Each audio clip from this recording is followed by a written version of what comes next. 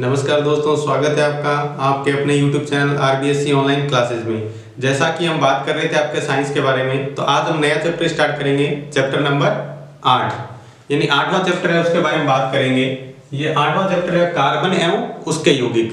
पाठ का नाम है कार्बन एवं उसके यौगिक। ये जो पाठ है वो आपके 4 अंक का है। परीक्षा में, बोर्ड की परीक्षा में आपके 4 अंक का आता है, जिसके अंदर एक 1 नंबर का प्रश्न आएगा और एक 3 नंबर का प्रश्न आएगा। तो 1 नंबर का प्रश्न है उसके लिए और 3 नंबर के प्रश्न है उसमें आपको जो संरचना सूत्र से नाम या नाम से संरचना सूत्र सबसे ज्यादा पूछा जाता है। तो ये पार्ट आपको बहुत ही ध्यान से समझने की जरूरत है, क्योंकि बहुत सारे बच्चे इसको ये समझकर छोड़ देते हैं कि ये तो बहुत ही हार्ड पार्ट है, यानी बहुत ही ज्यादा मुश्किल है। लेकिन ऐसा कुछ भी नहीं है। आप इस वीडियो को बहुत ही ध्यान से और लगातार देखें तो आपको इसको एकदम अच्छी तरह समझ में आ जाएगा और आपको ये बिल्कुल भी मुश्किल नहीं लगेगा, बहुत ही आसान लगने लग जाएगा उसके बाद में। तो आप इस पर्सन जो आएंगे बोर्ड के अंदर उसको आपको आसानी से हल कर पाएंगे। तो देखते हैं इस पार्ट के बारे में क्या है। इस पार्ट में ज्यादा आपको कार्बन के बारे में बताया गया है, यानी कार्बन है उसके बारे में बताया कि कार्बन जो प्रकृति में कार्बन है वो बहुत ही कम मात्रा में, आपको बता दें जो कार्बन है वो अपनी पृथ्वी के ऊपर 0.2% है मात्र। सभी गैसों को मिला के अगर 100% माने सभी तत्वों को, तो ये जो है सिर्फ 0.2% है और 0.03% है वो किसके रूप में, कार्बन डाइऑक्साइड के रूप में, कार्बन डाइऑक्साइड जो गैस है उसके रूप में। तो मात्र इतना सा कार्बन है, लेकिन फिर भी अपने जीवन में ये बहुत ही महत्व रखता है अपने जीवन के लिए। तो इसमें देखो क्या बात कैसे पता चला इसके बारे में। तो सबसे पहले एक वैज्ञानिक थे ब्रिजिलियस, उन्होंने बताया कि जो ये कार्बन है ये सिर्फ सजीवों से ही प्राप्त किया जा सकता है, यानी इसको सजीवों से ही बनाया जाता है या प्राप्त किया जाता है, निर्जीव से इसे नहीं बना सकते हैं। तो ये जो तर्क दिया उनको कहते हैं जैव शक्ति सिद्धांत। तो देख लेते हैं जैव शक्ति सिद्धांत क्या था और इसके बारे में क्या क्या बताया वो देखते हैं। तो देखते हैं जैव शक्ति सिद्धांत क्या है। जैव शक्ति सिद्धांत आपको जैसे बताया बेर्जेलियस के अनुसार कार्बनिक यौगिक को केवल सजीवों या जीवधारी से प्राप्त किया जाता है, यानी जो कार्बनिक यौगिक कोई भी है वो सिर्फ किससे, कोई सजीव है या कोई जीवधारी है, कोई भी जीव है उससे ही सिर्फ कार्बन को प्राप्त किया जाता है, निर्जीव से प्राप्त नहीं किया जा सकता। इसे क्या कहा, जैव शक्ति सिद्धांत, यानी कृत्रिम रूप से नहीं बनाया जा सकता। निर्जीव का मतलब क्या हुआ, कृत्रिम रूप से, यानी आप मानव द्वारा इसे नहीं बना सकते, यानी जो कार्बन यौगिक है वो मानव द्वारा नहीं बनाया जाता।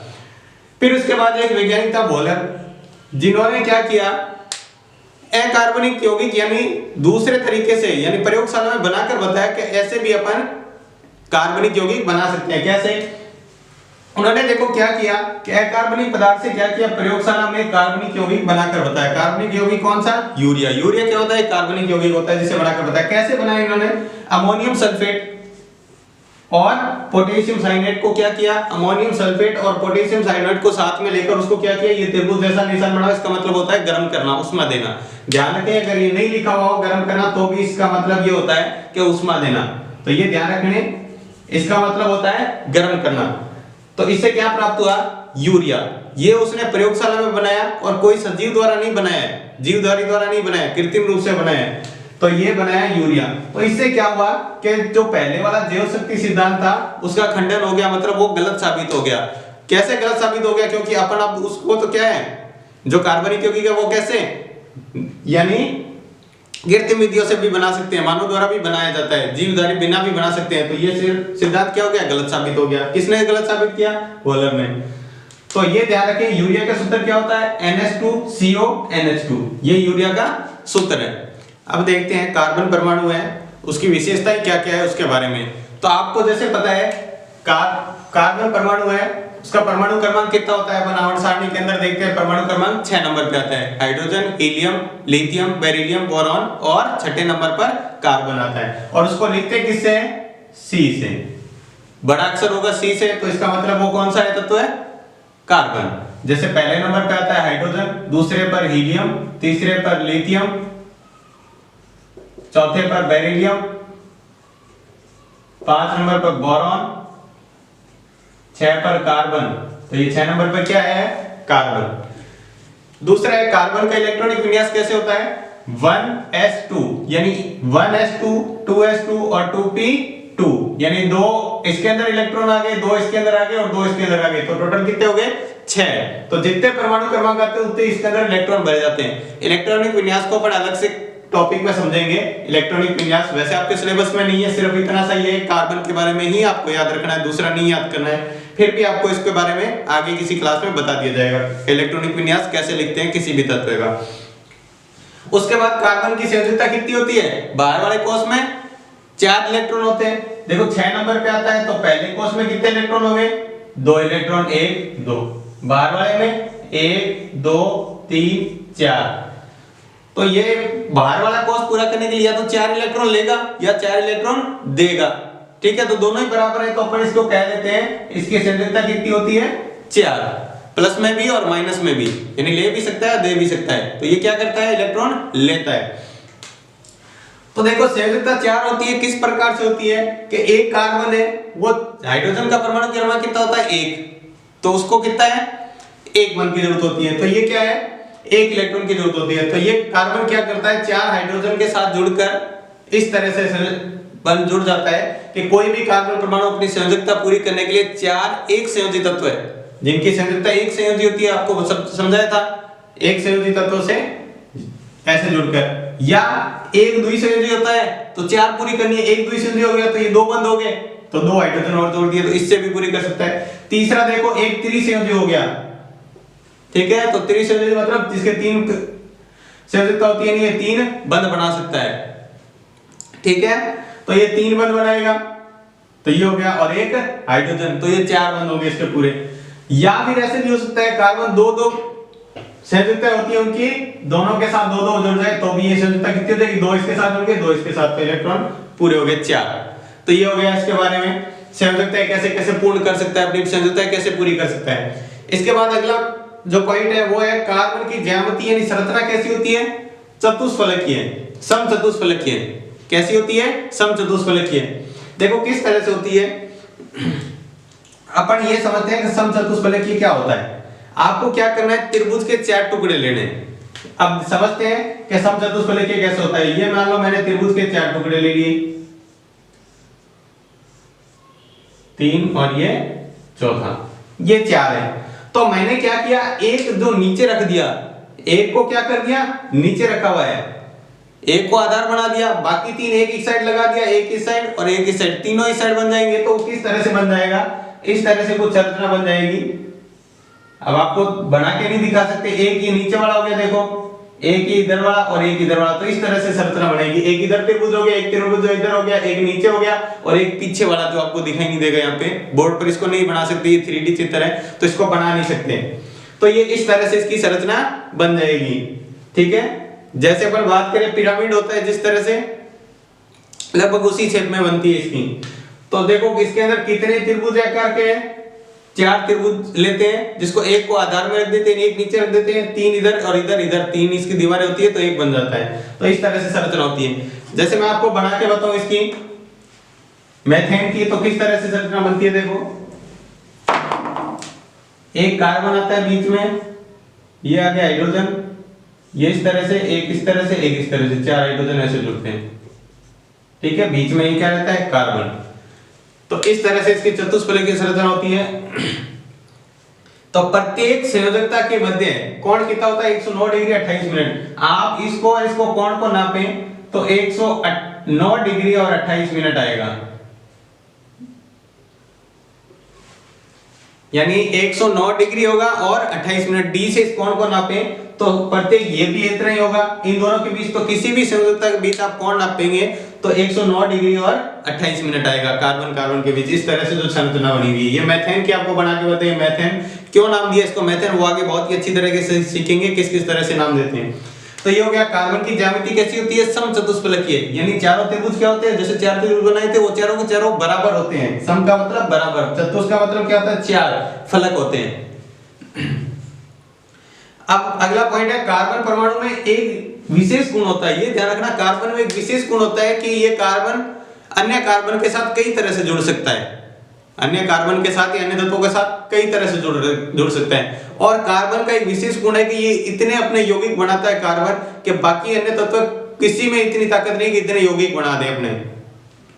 कार्बनिक यौगिक। तो इसके अंदर होता है ये कार्बन कार्बन से जुड़कर तीन तरह की संरचना बनाता है, एक अशाखित, एक शाखित और एक चक्रीय। देखो कैसे, अशाखित मतलब इस तरह से कार्बन जुड़ते हैं।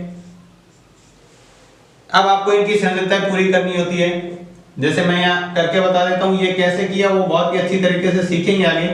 यहाँ हाइड्रोजन जोड़ देते हैं तो इसकी संरचना पूरी हो जाती है। आपको बताया था एक कार्बन की संरचना कितनी होती है, 4, तो ये 4 बंध बनाने चाहिए। तो इस कार्बन को देख लेते हैं, इस कार्बन के 4 बंध बनने चाहिए, 1 2 3 और इधर 4। ठीक है, इस कार्बन को देखते हैं, 1 2 और 3 और 4।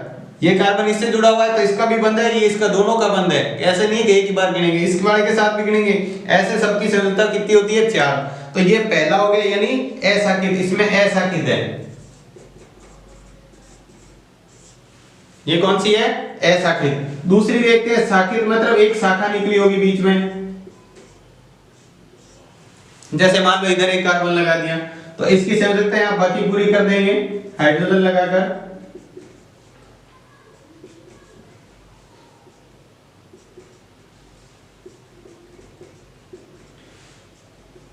इनकी आप संरचनाएं पूरी करते हैं हाइड्रोजन लगाकर। तो ये देखो ये कार्बन की कार्बन से शाखा निकल गई है, इसमें हाइड्रोजन है, अन्य शाखा किसी कार्बन से निकल गई तो ये शाखित हो गया।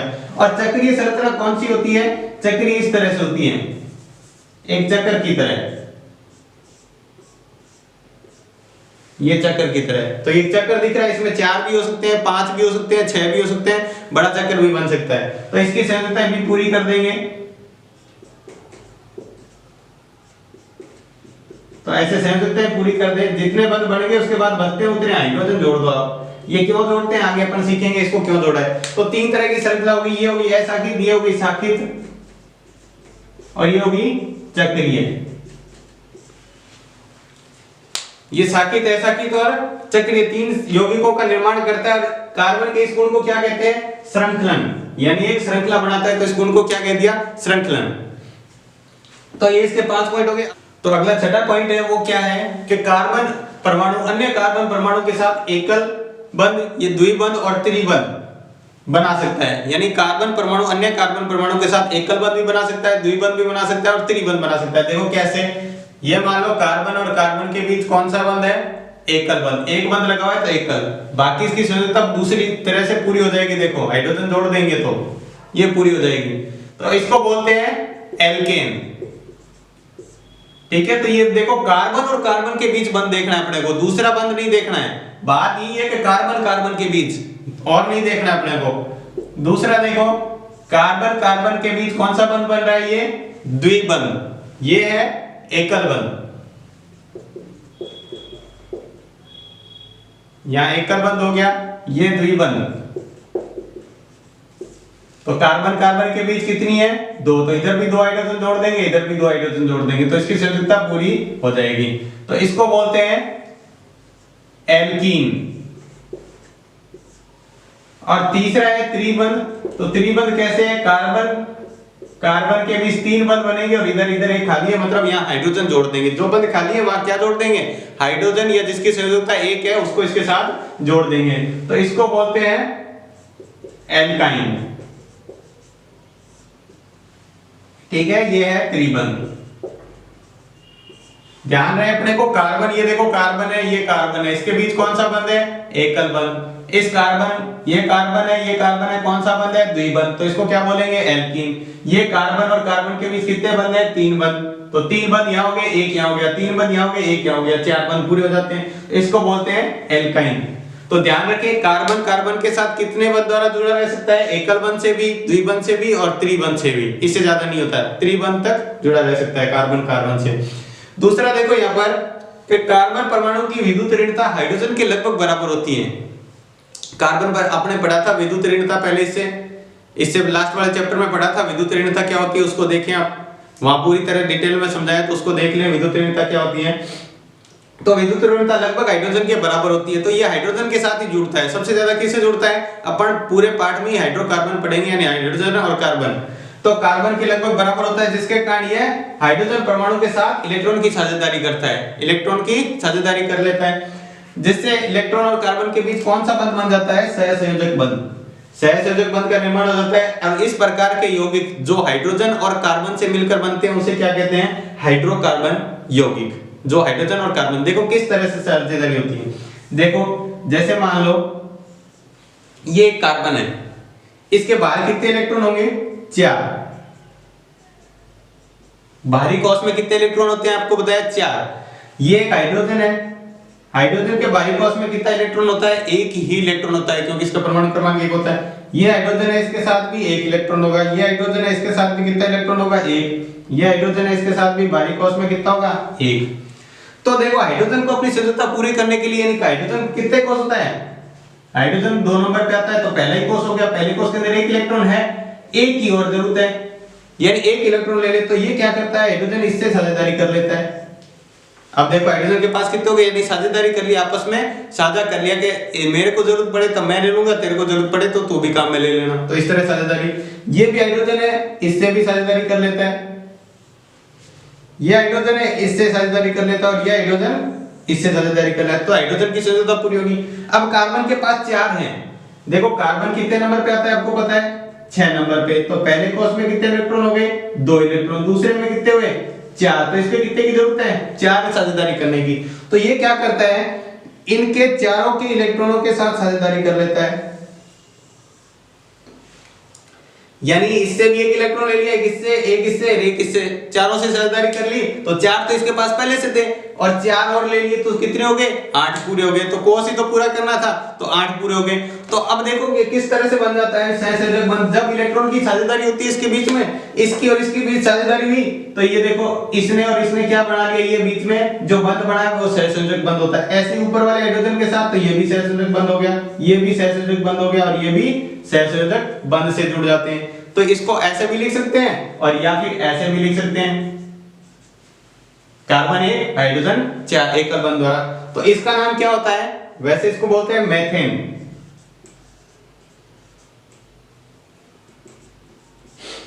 अब मेथेन नाम क्यों है वो आगे पढ़ेंगे। अभी आपको ये समझना है कि विद्युत ऋणता हाइड्रोजन और कार्बन की लगभग बराबर होती है, तो इसको कैसे इलेक्ट्रॉन साझेदारी करता है और कैसे सहसंयोजक बंध बनता है। जब इलेक्ट्रॉन आपस में साझेदारी करते हैं तो सहसंयोजक बंध बनता है, वो इस तरह से बनता है। तो आप किसी का भी देख सकते हैं और भी बना सकते हैं यहाँ से।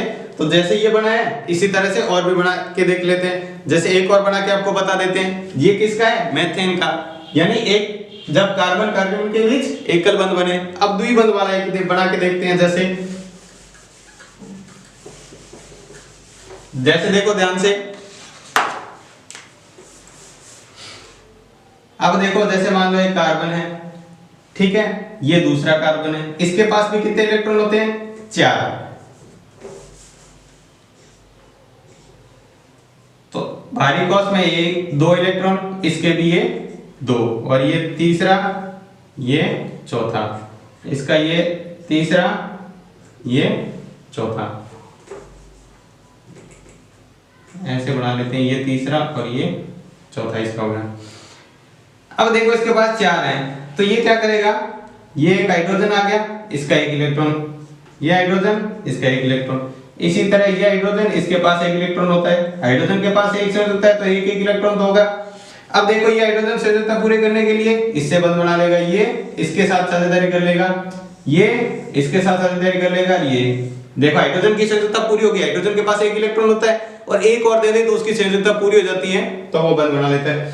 अब देखो इस कार्बन के पास कितने कार्बन है? यहाँ इलेक्ट्रॉन है 1 2 3 और 4, ये तो इसके खुद के हैं। अब इसको पूरी करने के लिए 4 इलेक्ट्रॉन की जरूरत है, तो ये 1 इलेक्ट्रॉन तो ये ले लेगा,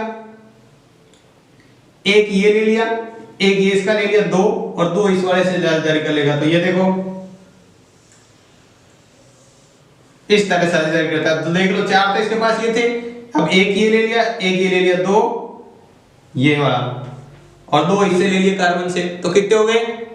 8 पूरे हो गए। इसी तरह इसके पास देखो 4 तो है, ये 4 इससे साझेदारी कर लेगा, तो इसके पास भी कितने हो गए? 8। तो ये देखो किस तरह से बना, ध्यान से देखना इसको।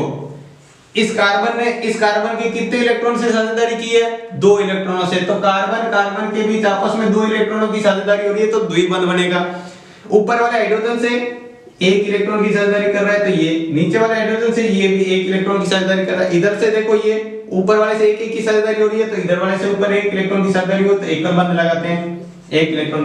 तो ध्यान रखना है, अब जब एक इलेक्ट्रॉन की साझेदारी होती है तो एकल बंध बनता है, दो इलेक्ट्रॉनों की साझेदारी होती है तो द्वि बंध बनता है, तीन इलेक्ट्रॉनों की साझेदारी होती है तो त्रिबंध बनता है। तो इसको लिखने पे आप ऐसे भी लिख सकते हैं C2H4। यहां पर देख लो कार्बन कितने हैं, 2, और हाइड्रोजन कितने हैं, 4, तो ये 4 लिख दिया। तो इसका नाम क्या होता है, इसका नाम होता है एथीन। ये क्यों है वो आगे बहुत ही अच्छी तरह से समझेंगे, आप टेंशन मत लेना, ये बहुत ही आपको ध्यान से समझाया जाएगा, एक एक नाम आपको उंगलियों पे याद हो जाएगा, इस तरह से आपको बताया जाएगा, आप खुद देखते ही नाम बता देंगे इसका कि नाम एथीन क्यों हुआ।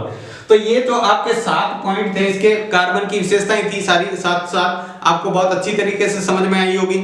अगर नहीं आई तो इसको एक बार और देखिए, ध्यान से देखें आप, तो आपको अच्छी तरह समझ में आ जाएगी। तो ये 7वां पॉइंट था, ये अच्छी तरह से ध्यान रखना, आप खुद बनाकर इसको देखना 3 संयोजकता का कैसे बनेगा। जब कार्बन कार्बन के बीच 3 संयोजकता होती है, यानी इस तरह से बना के देखना, ये 3 संयोजकता वाला बना के देखना आप खुद कि किस तरह से बनता है। तो आज की क्लास आपको कैसी लगी? अगर आपको कोई इसके अंदर समझ में नहीं आया है या आपको कोई डाउट हो तो कमेंट बॉक्स में लिखकर भेजें, और कोई सुझाव हो तो जरूर लिखकर भेजें। तो आज की क्लास यहीं समाप्त करते हैं। अगर आपको पसंद आई हो तो प्लीज लाइक और सब्सक्राइब करें। धन्यवाद।